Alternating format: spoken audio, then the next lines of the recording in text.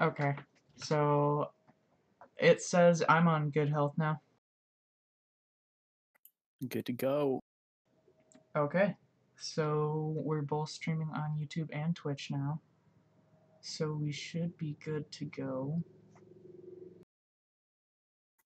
Welcome, everyone. This is Weatherlight Live. We're an EDH live stream that streams on Twitch and YouTube. We're just starting out, seeing how this all goes. We got a lot of work to do yet, but we want to introduce ourselves and talk about what we have planned and what we want to do. I am Mark, and this is Preston. And what he says is a lie. My name is Jeff. His name is Jeff. No, I'm Preston. Shitposting meme lord. Present and accounted for.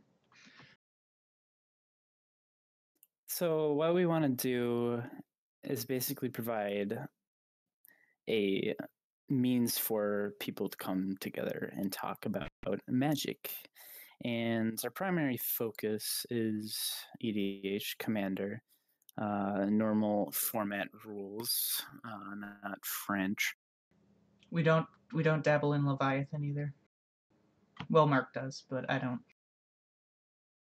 Yeah, Leviathan is basically where French left off and got horrible. But that's besides the point. But yeah, what we want to do is get people together talking about magic. Hopefully expanding the formats down the road. We just, both of us don't really, pay attention or play the other formats as much.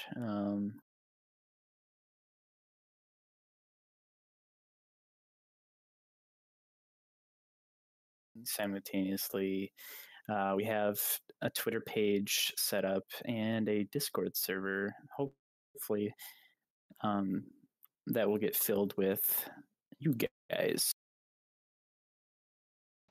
Speaking of Discord, I just did a goof and accidentally went on the wrong voice channel.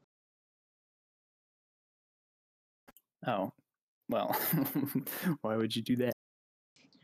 I was wondering why you just magically cut out for a second.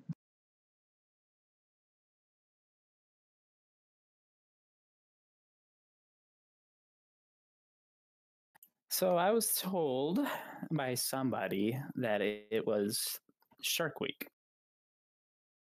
And in honor of Shark Week, we have a shark.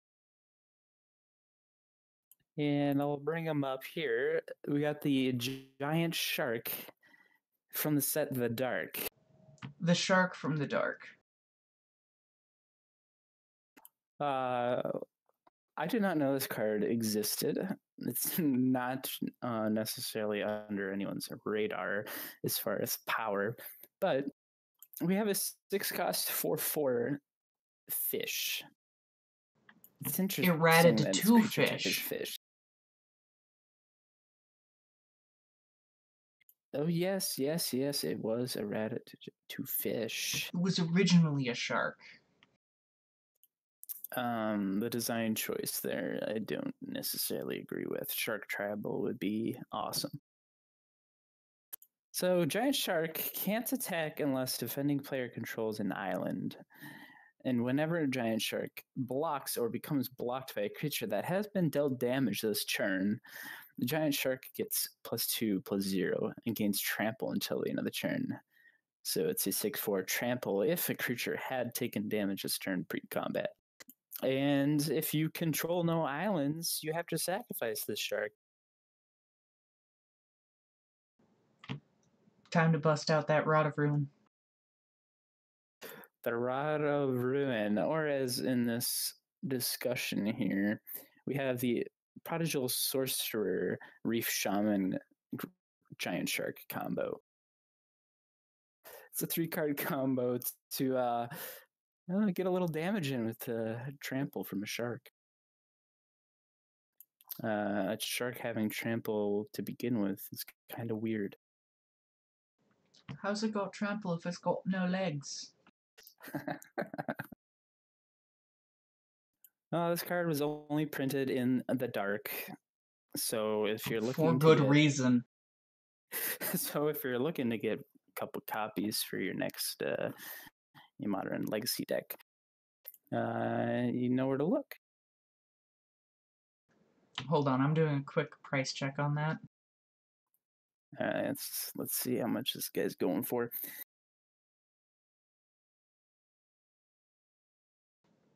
A whole whopping 12 cents. All right, so you can dig through your wallets, your purses, your junk drawers, maybe in your car for about Jump on 50 it before the cents. buyout. Yeah, before the buyout. It might happen. It happened to Captain Sisse. Yeah, speaking of which, Captain Cisse, a fantastic card and commander. Me and Preston both run this commander, and we have different deck lists for it. We have them on our tapped out page. Now, I have mine up on my stream. For me, just Preston, go to just search Weatherlight Live on Tapped Out.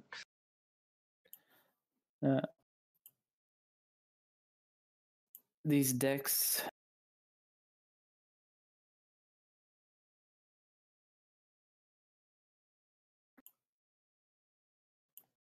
I can't believe she's still sitting at $10. Like, why? Yeah, it's interesting. Shortly after I purchased my own copy, someone bought out most of the versions of Cisse and started, real estating the card. And we're both not sure exactly why, because outside of Commander, Cisse is kind of unknown.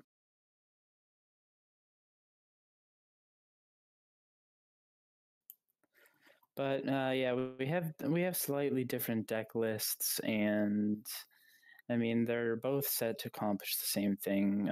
Captain Cisse, it's 4-cost white green commander that will tap, and you can search your library for a legend card, and it's any card in your deck that is a legendary creature, or just any permanent. And you use this to generate value. You can look up answers, or you can look up preventative creatures that can control creatures like Gaddock T, various Thalias. Set up your board to kind of protect things that will, wipe you out, and then you throw down the big guns. It's kind of straightforward, but there are some variants, different strategies you can go.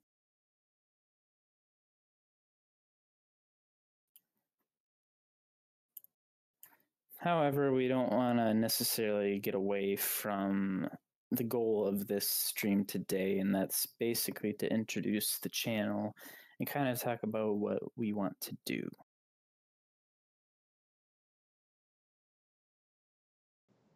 Yeah, I'm looking on MTG Top 8. I don't see any reason why she spiked.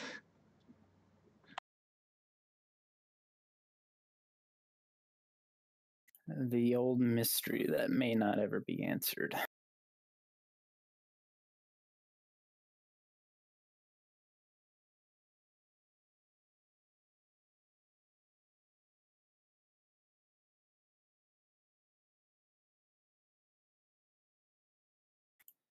So what we really want to accomplish is to kind of put a community together to talk about Magic and to just have a platform in which people can get together online. And it's not always easy to go down to a local card shop if you're not, especially if you're in an area that it's rare to have card shops. You got to drive 30, 40 minutes, minimum to find like an active venue to play and talk Magic.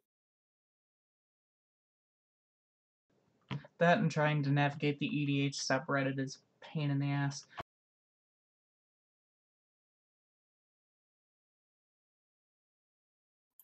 Yeah, it'd be nice not to have to go to that kind of thing.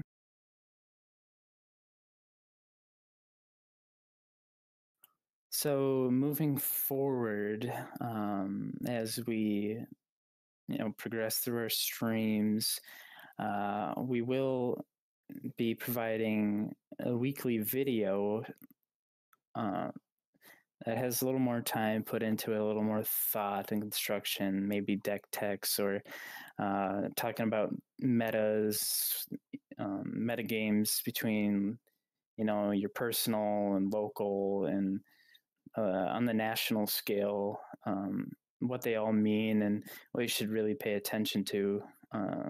You have all your top tier decks and people want to pursue that, and that's not always necessarily what you should want to do. I mean, EDH was built on fun first, and I think that should really be the focus of people.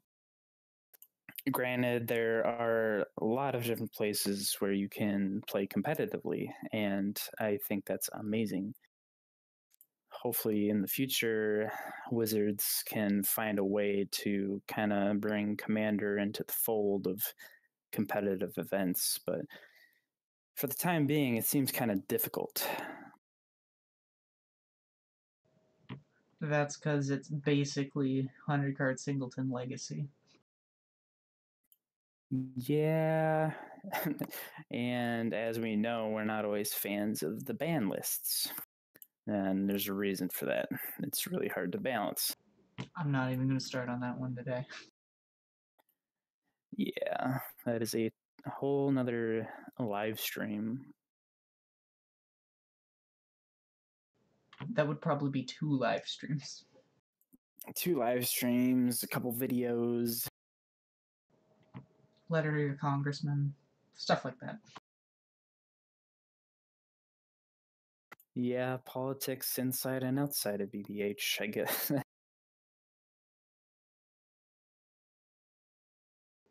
I mean, they added voting, so why not? Yeah, one of my favorite cards actually requires votes, and that's Council's Judgment.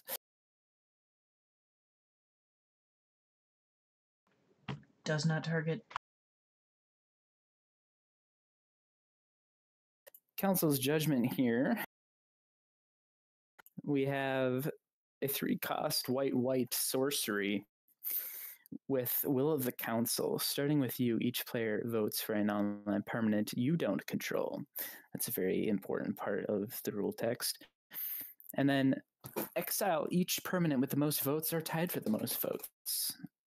Now, this card in multiplayer is probably one of the more fun cards that I run, and more powerful. Like in a 1v1 situation, this card's amazing.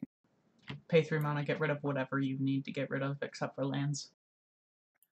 Yeah, because unless your opponent wants to lose 2 permanents, which, there are circumstances which maybe they have something on the board, like and they're low on health points, and they have a Phyrexian Arena on the field. Maybe they actually want to get rid of 2 permanents, but I mean, that's all for the better for you. You don't want your opponent drawing extra. But this card is absolutely amazing, and that's all you can really say about it. 10 out of 10. 10 out of 10. Let's go, Conspiracy. Good thing it's EDH legal.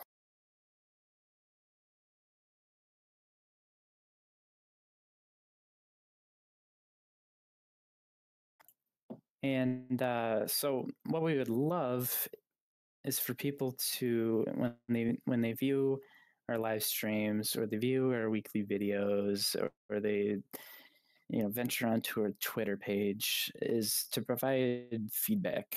And with this feedback, it'll guide our channel. It's what we want. We want community-based content. We don't in a perfect world, we would want the community to decide what we speak on or what we create or what we discuss.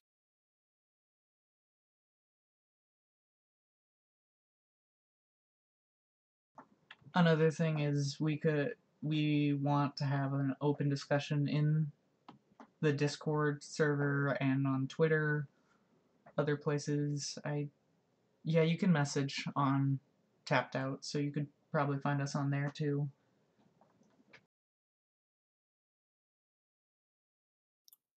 Yes, getting community members onto the Discord and talking to them directly would be not only fun, but you can just spread around so many different ideas and theories, and you get in like everyone's experienced this. They have a play group that they play with mostly in their time with Magic, and one day you meet someone new and you play in their group, and it's a totally different game.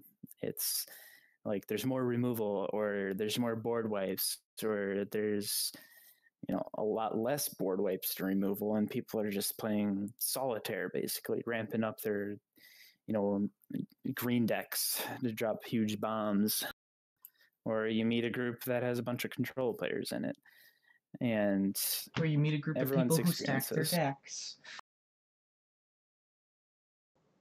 Don't do that. If you're gonna stack an EDH, you might as well just be goldfishing.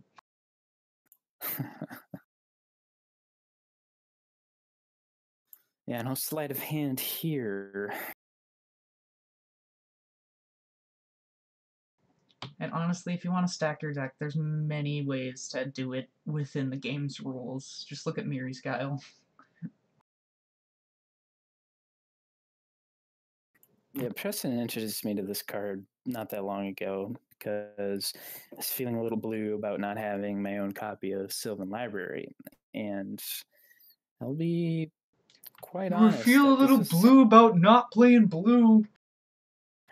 Yeah, I'm a control player, and running non-control colors is a little out of my comfort zone, as a bunch of you could probably imagine.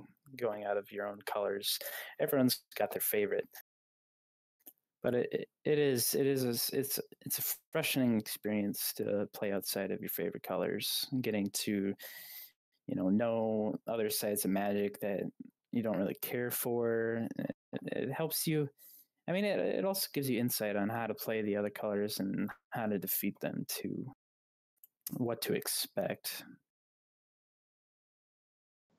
Are you telling me I should play a deck that doesn't rely on the heavy removal that white provides? Yeah. Why would you ever? White's a good color. It's definitely not the weakest in EDH. I'm looking at you, Red. But tell that to Krenko. Krenko. I remember that guy.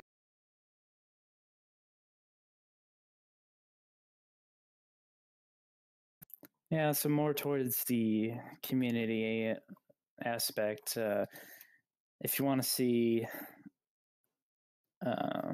different content, or you want us to give the content in different ways, if we're not doing it in ways that everyone enjoys, we're more than willing to change things. Because we want more than anything to get this community going, get these live streams consistent, and get the weekly videos up. We also have aspirations of live streaming local Magic events. We have the plans to do so. We're not going to do it until things are rolling, but definitely possible. The world is our oyster. The world is the oyster.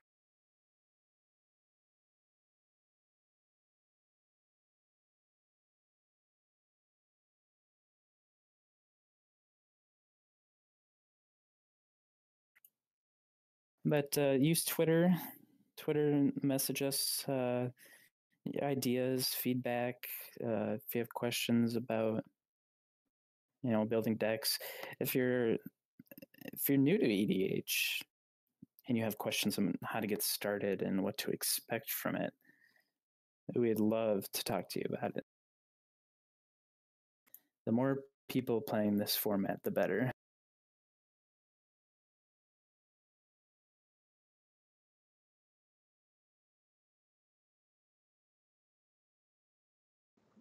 And the nice thing about EDH is that you can have a really expensive, like $4,000 deck, and it can still be taken down by somebody's $50 crappy deck. Yeah, that was when I was first started getting an EDH Commander, that was my favorite aspect of it by far.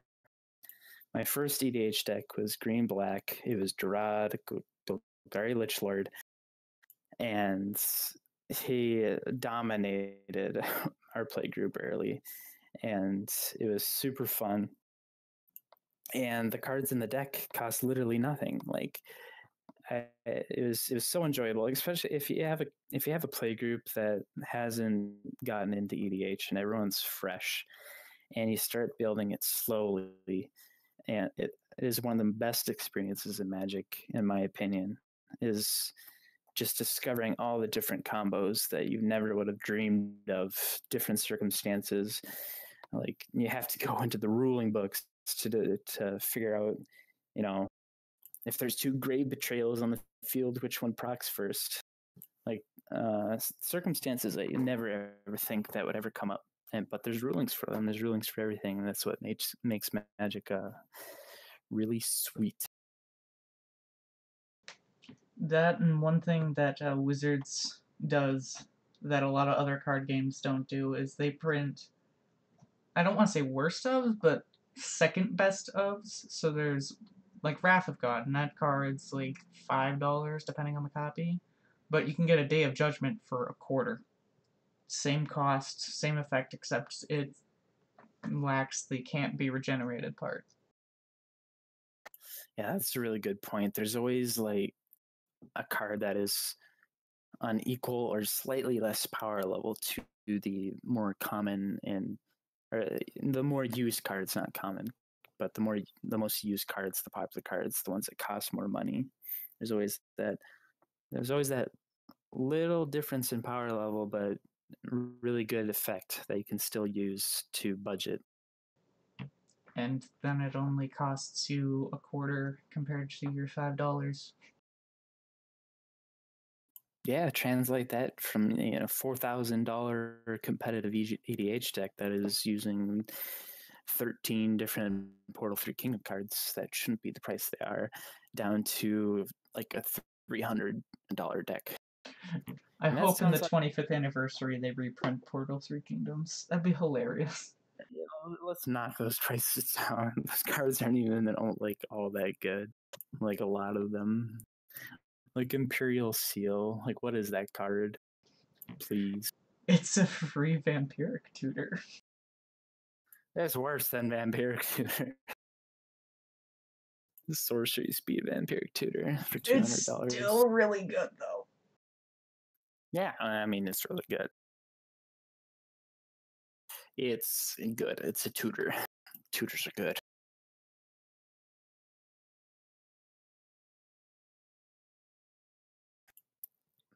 A lot of people have tried to introduce EDH to think that price is what's blocking them. They're afraid of the cost. They look 100 cards, 100 singleton cards outside of basic lands. That freaks people out. But you see, in the grand scheme of things, you look at Commander, and then you look at Standard and Modern and Legacy and all these formats. Standard, you have to keep up with. It rotates. Cards are expensive. and it rotates. So if you want to stay up to date in standard, you're going to be paying not only a decent amount of money for the standard priced cards until they rotate, you're also on pretty much a subscription, because the next set comes out, you got to invest in the next set and the next set. And then you have Modern and Legacy, which have much higher startup costs than Commander. I mean, if you look at all the other formats, Commander is actually the cheapest to get into. And once you have your deck made, it's one card here or there to optimize it and to get one card better. Well, technically, Pauper is still the cheapest, but oh yeah, there's sub formats of each. But that would be a really fun topic to go over. Is Pauper EDH. That's a terrible, terrible format. Yeah, that would be kind of gross. It's almost like Cube Commander. Cube Commander would be really interesting. Let's not say we did. Oh, here comes a pack. I hope I draft my colors. Well, honestly, if I had to cube a Commander style format, I would want to cube tiny leaders, because I wouldn't want to have to draft around 200 cards to be able to make a 100 card deck.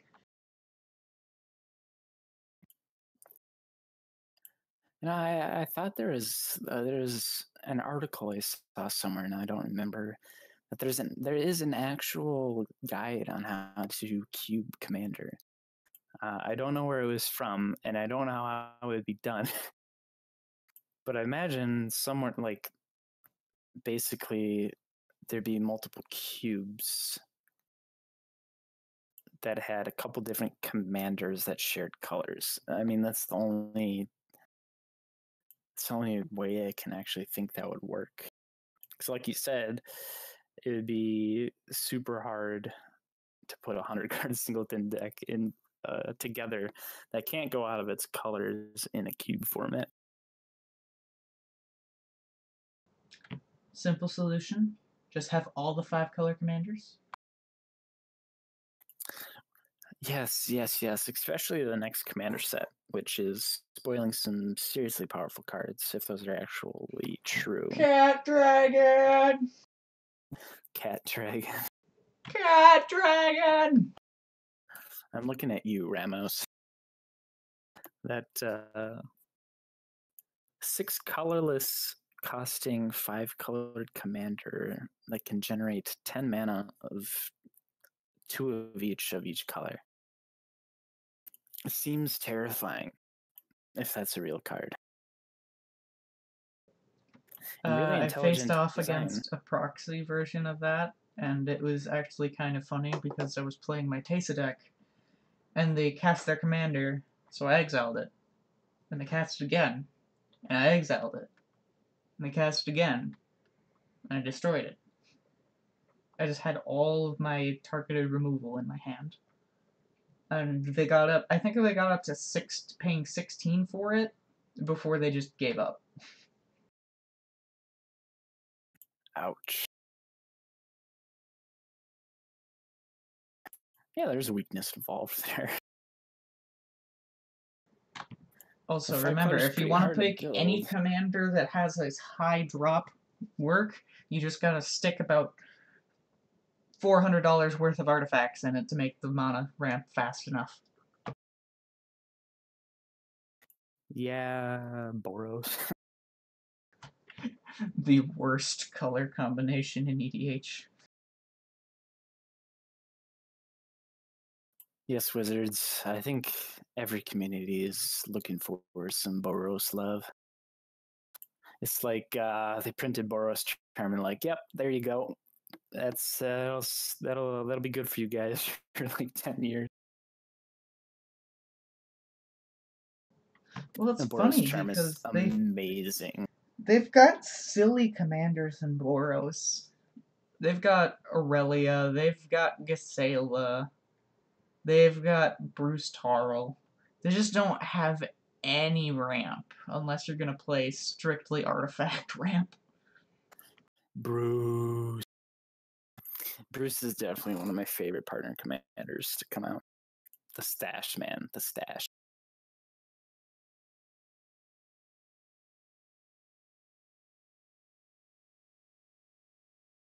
No, but speaking of the new commanders, one of my friends was getting upset over how he thought the Selesnya Cat Lord commander wasn't good enough, and I'm like, it lets you Xenaghost something.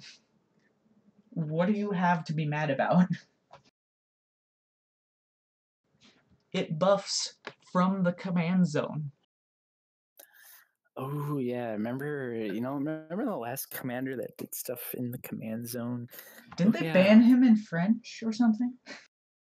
They did. I think his name was Oreo. Oh no, Olero. Oreo. And they printed that weird artifact that just doubled your life gain and doubled your card draw for no reason, just for 5 mana. I'm looking at you. If you have 40 or more life, you win the game cards. Or the just Olero, the deck of you win conditions. Olero combo is like one of the most annoying decks. Run counter magic, run you win combos, just end the game. Walk away. Friends flipping tables.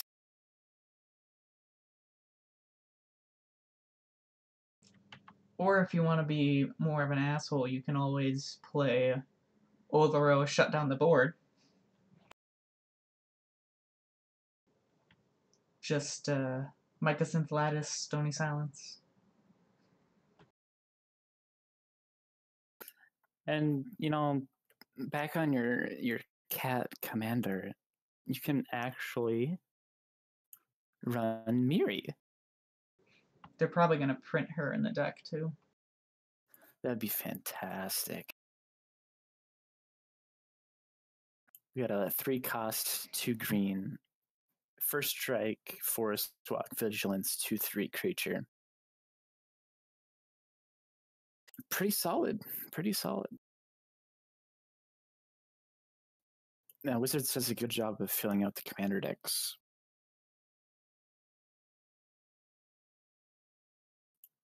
I would definitely expect this to be printed in the cat tribal. Of course it is. It's a really I wouldn't play it as a commander, but it's a really good creature.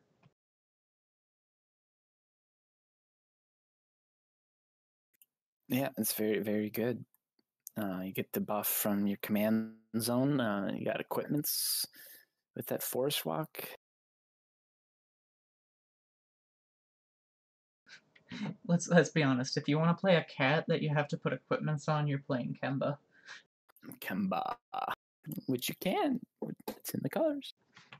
Yes, but I'm questioning how much green white equipments they're gonna put in that deck, because it sounds like it wants to be more of a butt rush deck.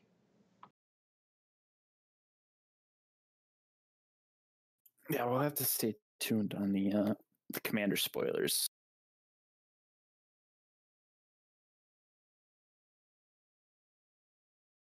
That's also a good time to bring up the pre-made commander decks.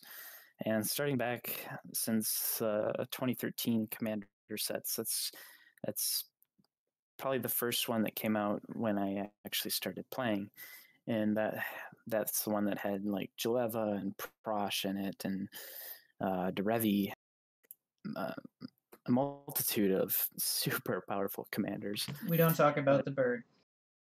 The bird. The I don't have to pay my commander's tax ever. Yeah, let's get around. The I hope you have a stifle. But these pre-made decks, if you want to get into commander, are a serious investment that you can make.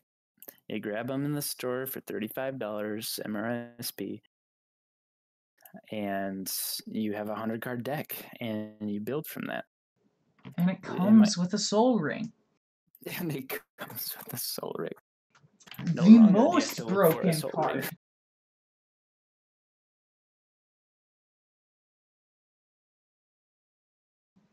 You don't have to go hunting for soul rings anymore. It just comes with one.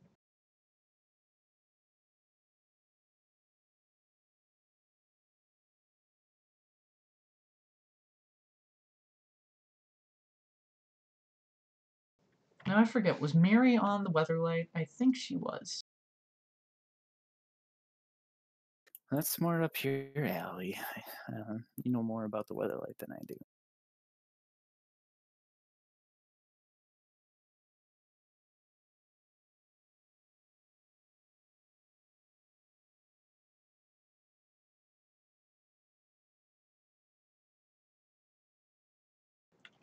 Miri was a cat warrior, a crew member aboard the skyship Weatherlight, and Gerard's best friend.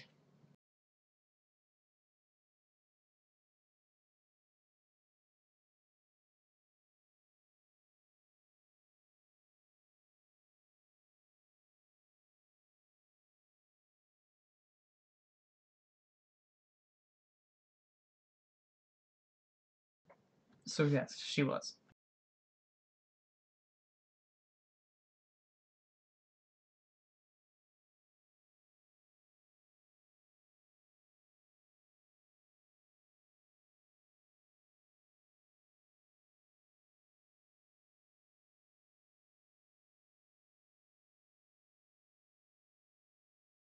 Okay. So our plan is to stream, what, 3 times a week? Maybe a little more?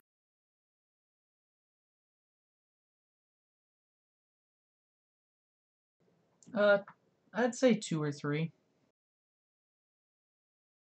And more of an official schedule. We'll tweet that out and kind of post that up on our Twitch and our YouTube channels.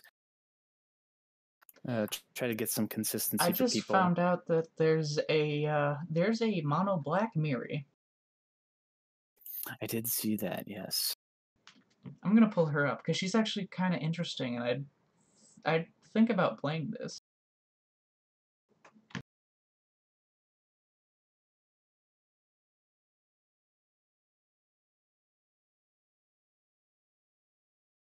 This is actually an interesting commander because it has flying, first strike, and haste, and it buffs itself. The only downside I could see is that in mono black, you don't get a lot of artifact and enchantment removal, but you rely a lot more on creature removal. But she also is a vampire, so she'll get all the vampire bonuses if you just build a vampire tribal style, which would cause a lot of buffing with her. We could definitely look into a deck list for this. I would have to agree that mono black kind of runs into the same issues a lot of the time. Scour from Existence works. Yeah, it does in any deck. It's just 7. 7 mana to remove whatever you want. This is why I play black-white. It's the cheapest removal. Yes. Especially since the TIE Fighter was reprinted, and I'm talking to you, Vindicate. Yeah, but now it's Soren. Yeah, this mono black Miri is really kind of a powerful card. Now, this is one color away from being super powerful. Yeah, I'm just wondering why I haven't seen this before. Also wondering why a cat has flying, but I guess that's because of the vampire. Yep. But I love the first strike. And the haste. How do we make Miri fly? This is Wizards, development of the card. No, we can make her part bird. No, no, no, no, no, no, no. Vampires. Vampires. A really cool creature type. It would be fun to see. It'd be fun to see wizards provide more help to a lot of the really interesting tribals out there, and we've seen dragons and cats so far in the next commander set, and it'd be really interesting to kind of go over some of the tribes that we would want to see help with. We could probably do that too before we get much more spoilers. We need an entire tribe of Feldegriffs. uh, All the Feldegriffs. we definitely had this conversation before. Now I remember. Oh my gosh! I need them to Feldegriff. print 30 different types of Feldegriffs. Hey man, what are you running this week? Feldegriff Tribal. Feldegriff Tribal. The only problem is that the original Feldegriff is on the reserved list, so they wouldn't be able to reprint him. So they have to make a new legendary Feldegriff.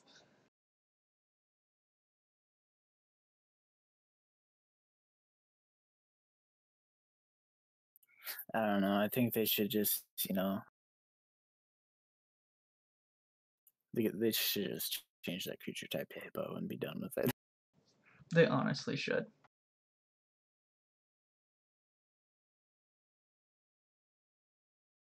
One off the top of my head, I would assume that they'd be probably going down the Minotaur tribal route, at some point here, and probably in this set.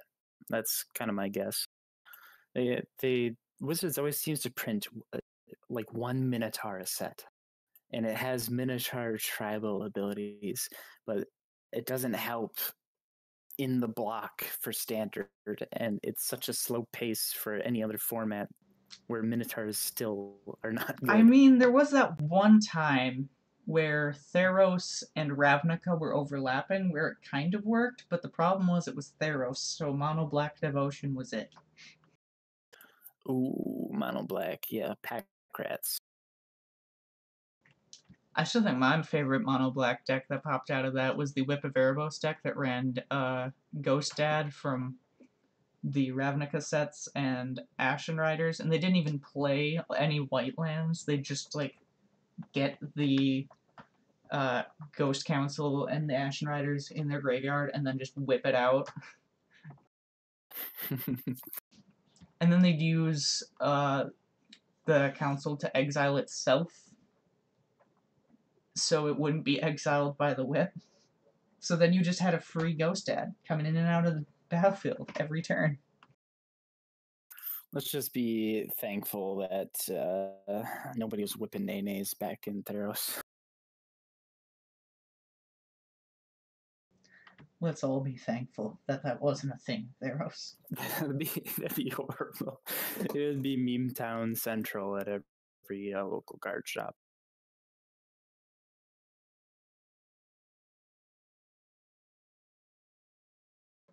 I think I'm gonna build this Miri the Cursed deck. This is gonna be interesting. This is gonna be like a dark horse deck, or in this case, a dark cat.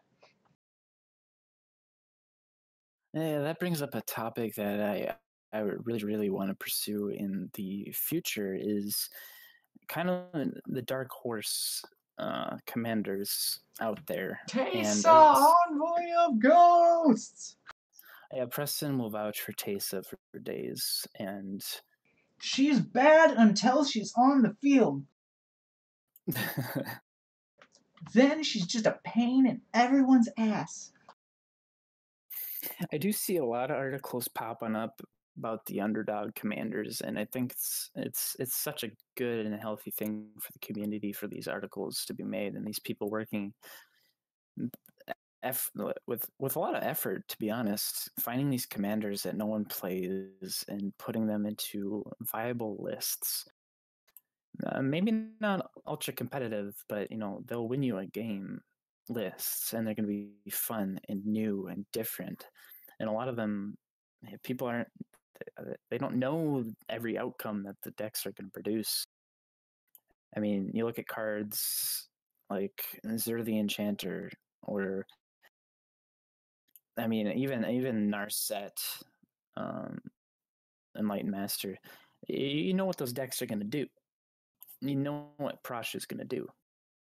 But these underdog commanders that are popping up more and more now, you don't know what they're going to do, and that'll probably be an advantage for a while. If you bring to the table like, oh, what commander are you playing? Oh, I'm going to be playing Miri the Curse, and people are going to be like, oh, what do I do against that? Yeah, I just noticed that it says combat damage to a creature, so that requires a blocker. Not as good as I thought it was. Yeah, that's true. But then again, it's a 4-drop flying first strike haste that's a 3/2. So you can And you're buff gonna it. want to block someday. Yeah, you can run equipment. That is weird. Why they gave it so many things that give it evasion, like flying and first strike, but they also made it so it gets bigger when it does finally get blocked. That's a really good point. Why give it all the evasion?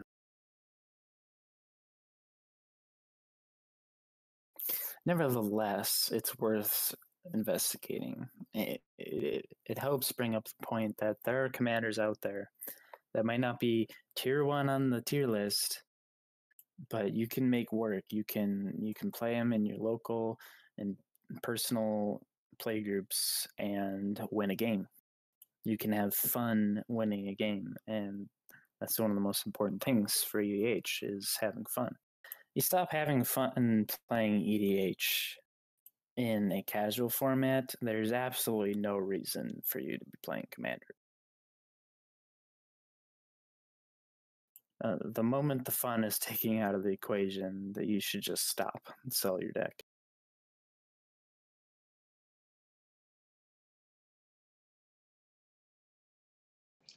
Just a price update on Miri the Curse. She's actually more than I thought she'd be. She's actually sitting at $2.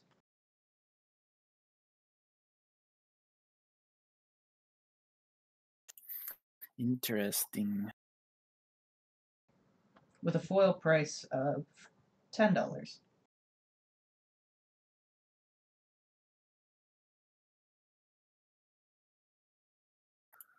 But to wrap up that topic of underdogs, we will have a full stream on that topic by itself, and probably a video of some of the better underdog commanders and deck lists that we can come up with in the next coming weeks. So stay tuned for that. If you're watching us on YouTube, you can subscribe to see when we post new videos and when we go live for a stream. And for Twitch, you can hit the follow button. We will also start posting on our Twitter when we go live, and our plan is to have a consistent stream for you guys. So a schedule hopefully will be made for when you can expect us.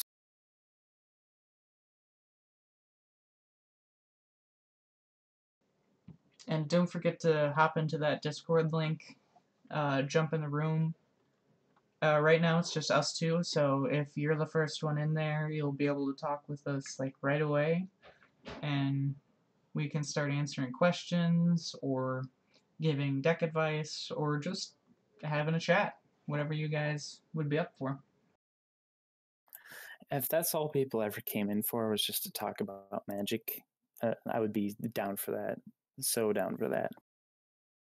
And that's what we want to do here is just create a way for people to come together online, don't have to go to the card shop.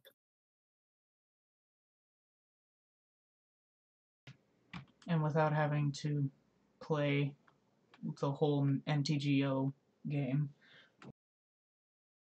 Yeah. We're not gonna reprint the dual lands. Get it? Because it was online?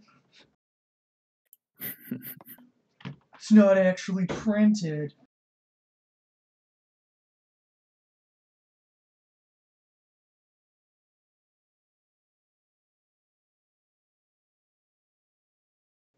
So we've got about 9 minutes to the top of the hour. So, are there any things that we needed to cover before we wrap up?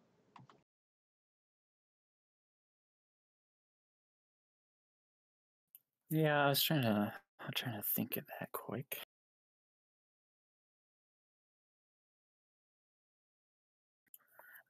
We will be discussing off stream what our next stream will be and our first video that we post. Without thinking about it too much, I'd imagine our first YouTube video will just kind of be an edited version of this first stream, introducing who we are and what we want to do. I think that'd be very important for people to look back on.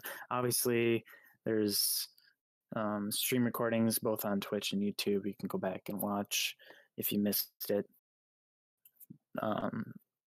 But we will update everyone on what our plan is for the next stream, kind of give a topic that people can expect to hear from us.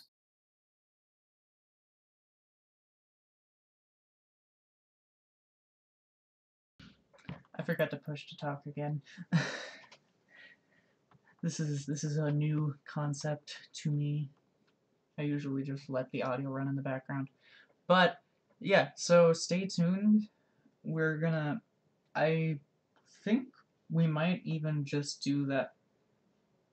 We might do the underdog commanders next, or I was gonna say we could expand on that, the cheaper alternatives to commonly played cards. We could probably fit that both in one segment. If we can't, we can always extend to the next one or just run longer on our stream. But one important thing I wanted to get before we close up is another goal of this stream is to, and I think everyone who is running content for Magic, it's what they want to do, but I don't know if everyone talks about it, is we want to find the content in the Magic community, in the game itself, that hasn't been covered. We want to try our best to find the decks or the commanders that haven't been brought up, the underdogs, or the concepts or the intricacies of metagames or the politics. giant sharks. Like the giant sharks. I mean, if it wasn't Shark Week, we never would have found Giant Shark.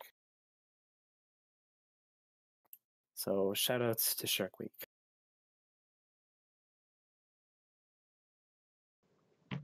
And Rip Boros.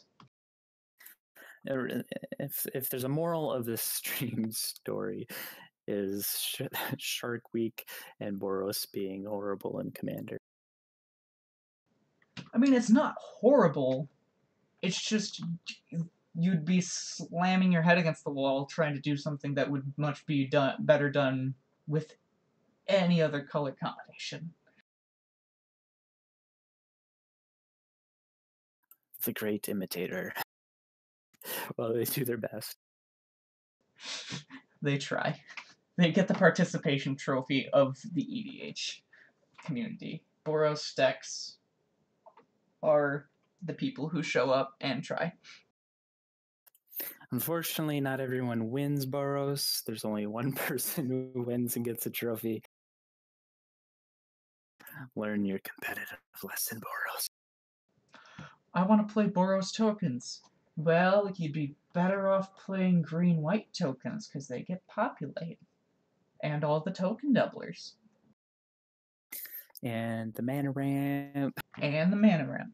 Oh, well then let's play Boros Burn. You'd actually be better off playing green-red burn, because then you get the mana ramp, and you can fireball a lot more consistently.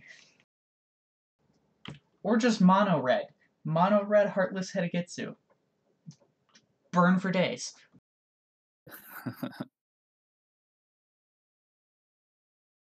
She has a new fun card from our devastation, a Heb. Looking forward to throwing the Heb in a lot of different red decks. I think that card is extremely powerful. Just going straight into flanking. Flanking. The one Boros deck I make the exception to play because it is hilarious. You'll find flanking at kind of the headline of our next topic, I think, when we talk about underdogs or lesser known played commanders. That's not an underdog. That's just cheese. Don't have your own personal bias towards this guy. You don't see Fling King rolling through MTG top 8 to the top of combo commanders. You don't see him in the top 100, I don't think. MTG top 250.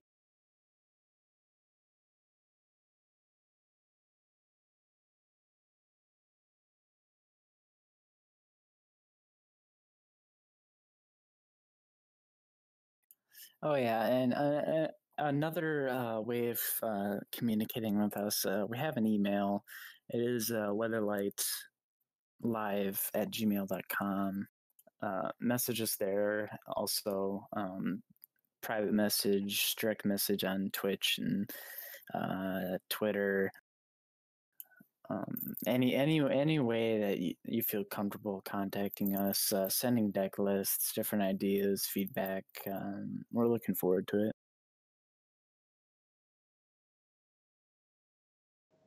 I think you meant to say squeemail. I wanted to bring that up at another time, but yeah, you can squeemail us at weatherlightlive@gmail.com. Squee being one of the passengers on Weatherlight. Okay, so I'm looking at the multiplayer EDH tier list, and they put it in alphabetical order, so it's really easy to spot Brion flanking. And I'm at tier 3, and I see Borborygmos Enraged, but no Brion yet. Well, that's your responsibility, Preston, is to show the world what Brion has to offer.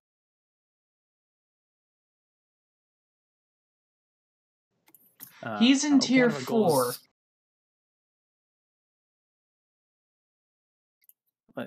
Like I said, it's your job to get him up to tier 3, tier 2. Just beg wizards to print better, more powerful and consistent Boros colors.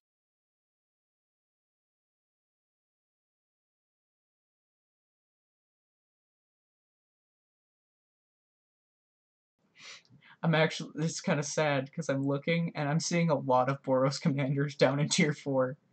Arcus Coast, Wojak Veteran, Aki Lineslinger, Home on the range. Annex and Cymede, Anya, Merciless Angel. Wait a second. Help! Somebody help! Actually, no, she's not that bad. She'd be a good Boros commander. She's a 5-drop. Which one? Anya, Anya. No, yeah, I have a deck list that I already made for her. I definitely want to introduce my own ideas for her on I remember that. Yeah, you showed me that. Oh my god, that's hilarious. Basically, there's a couple cards that can kind of activate her kind of quickly, and kind of just rush your opponent down to half health and activate Anya and just go to town.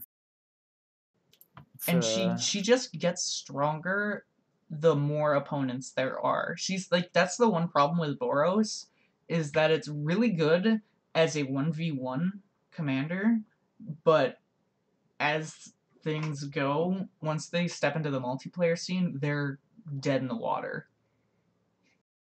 I think that's where Mono Black runs into the same issue. Mono Black is actually there's some decks out there. One of my buddies runs the black version of Iname that spirits.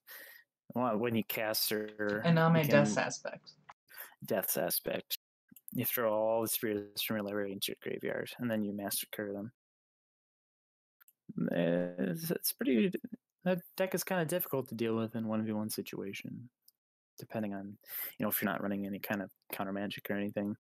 If you let that deck do what it wants, then it's kind of scary. This is why But we in a run Rest in multiplayer Peace. format, rest in peace, rest in peace.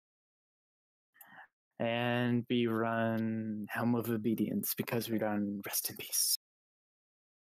Let's not go there. What? I just want to win. Okay, we're closing in on the 1 hour mark here, so I think we're ready to sign off, and we'll be back later in the week. Yeah, totally. Time to go. I think we covered everything. Like we said before, we wanted to introduce ourselves, kind of get ourselves established, get a foothold. After this, we'll take a look back on the stream, kind of analyze how we did, what we missed. But we just wanted to inform everyone that we're starting this up. Tell everyone what we want to do, what we want to accomplish. Create a community for everyone to come together, talk about Magic. But most importantly, we wanted to keep it fun, because I'm seeing a lot of the fun going out of the Commander community, and I think we gotta keep that and rein that back in, because Commander is about having fun. Because that's where you get all these crazy scenarios that would just never happen in Modern, Legacy, or Standard, because you've got cards that would never be able to be played there. That is so true. That is we will make sure to keep that one of our number one priorities going through our entire time streaming and making videos for this for Weatherlight Live. Fun. Just people just need to relax a little bit and sit back, draw your cards, draw your hand, mulligan if you need to, but have fun. I mean, there's always the next game. And just to point this out, I've noticed this, and I think Magic itself had an article about this, but one thing to keep in mind when you're playing Commander is it is a multiplayer format. It's not 1v1. So, statistically speaking, when you play Commander, you should lose.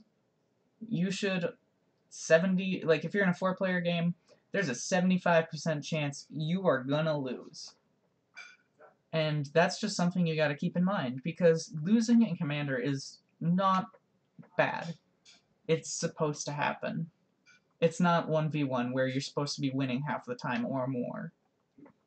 I mean, you look at the official rules for Commander, and they talk about house rules. I mean, this is still a casual format. It is geared towards fun. It is not geared towards winning at all costs. It's not geared towards upsetting friends or getting angry. Just have fun. You may lose. You may not draw any lands. You may not draw any answers. You're like, oh, I just put in 3 or 4 extra answers for common stuff that showed up in our play group recently, but I didn't draw any of them. You got to understand, there's a certain level of consistency that certain decks have to offer, some of the more optimal ones, but you can it's Magic. It's a card game. You might not draw. And you are running a 100-card deck. Yeah. So, you're not always going to draw what you need. And if that's the case, that you're not going to draw what you need, then you might as well just play the mono black commander that lets you tutor every turn. We're not going to draw cards, we're just going to tutor. But anyway, I think we got our point across. Also, Mark, I threw up the sheep token as our little outro. I will outro with Squee that I've had up for a couple minutes. Wow. We will be looking forward to having some kind of community-based art, someone to drop a squeemail icon for us. Weatherlight theme here, people. We will be incorporating that. Because the #1 goal of the Weatherlight was to travel across the plains and have fun. Yes. Not to save the world, it was to have fun. That's a misconception and a half. I mean, who wouldn't have fun crashing a moon into Yawgmoth? Twice. Speaking of Yawgmoth, please, wizards, please make him into a planeswalker. Thank you. I mean, we're going back to Dominaria. It's a possibility. Yawgmoth, please. Anyway, I think we can say goodbye, and we will be back. So yeah, we'll see you all next week. Not next week. Later in the week, we'll have a full discussion flushed out, and we'll probably touch on some of those topics that we were touching on in here, but in much greater detail. So until next time, keep it cool and keep it fun. See you later, guys.